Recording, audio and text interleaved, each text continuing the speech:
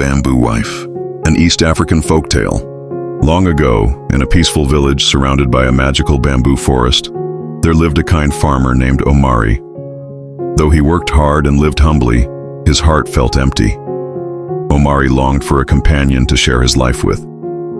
Every evening, he walked to the edge of the bamboo forest and whispered his prayers to the spirits. "Great spirits of the bamboo," he would say, "grant me a wife who will bring joy to my life. I promise to honor her and protect this sacred forest." One evening, as the golden sun set behind the hills, Omari heard something unusual, a soft, enchanting melody drifting through the trees. He followed the sound, deeper and deeper into the forest, until he came upon the source. There, among the tall bamboo, stood a woman of breathtaking beauty. Her skin glowed like moonlight, and her eyes sparkled like the stars. She wore a dress of green and gold, blending perfectly with the forest. Omari stood in awe. "Who are you?" he asked, his voice trembling. "I am Zuri," she said gently. "I am a spirit of this bamboo forest. Why have you come here?" Omari dropped to his knees. "I have prayed for someone to love," he said. "Will you be my wife?" Zuri paused, her expression both kind and cautious. "I will marry you, Omari, but only on one condition. You must never cut the bamboo forest. This grove is my home, my life. If you break this promise, I will have to leave you forever." Omari swore an oath. "I promise, Zuri, I will never harm the forest." And with that, Zuri agreed to marry him. Omari and Zuri's love grew stronger every day. Zuri brought joy and prosperity to his life, teaching him new ways to care for the land. Omari's farm flourished, and the villagers marveled at their happiness. Zuri's kindness touched everyone in the village. She healed the sick with her herbal remedies and told enchanting stories to the children. The villagers admired her beauty and grace, calling her a blessing sent by the spirits. Years passed, and Omari remained true to his promise. He refused to cut even a single stalk of bamboo, despite the villagers' occasional requests. His love for Zuri was unwavering, and her presence filled his life with joy. The drought.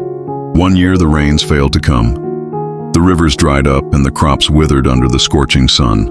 The villagers grew desperate. "Omari," they pleaded, "your farm is closest to the bamboo forest.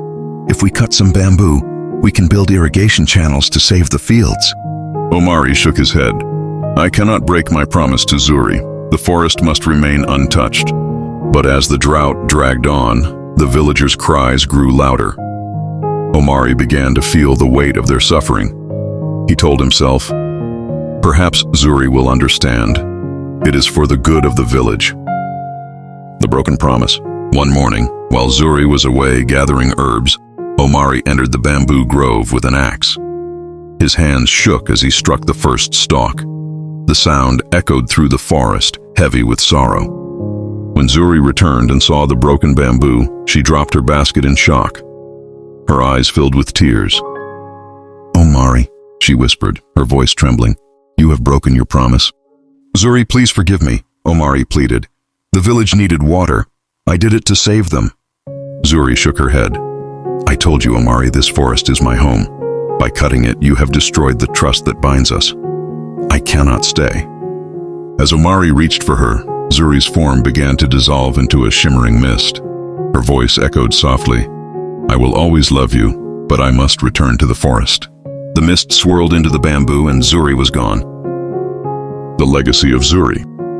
Heartbroken, Omari spent the rest of his life tending to the bamboo grove. He planted new stalks to replace those he had cut, hoping one day Zuri might return. Though she never came back, the villagers say her spirit remained in the forest. On quiet nights, they could hear her soft melodic humming drifting through the bamboo, a reminder of the price of broken promises and the enduring power of love.